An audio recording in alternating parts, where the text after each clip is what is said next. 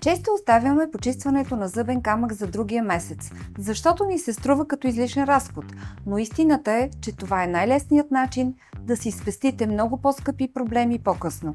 Ако сметнете колко струва една пломба или лечение на канал, почистването 2 пъти в годината всъщност ви пести пари и нерви. В Dental Care Center не го правим по шаблон. Отделяме време да прегледаме венците и ви показваме на камера точно какво се случва в устата ви. Това, което ни отличава, е фокусът върху превенцията.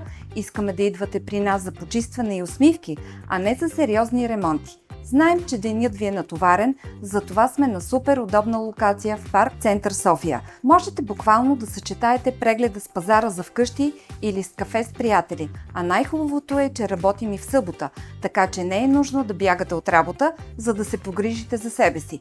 Просто се отбийте докато сте в центъра, ще ви отнеме по-малко от час и ще излезете с усещане за истинска чистота.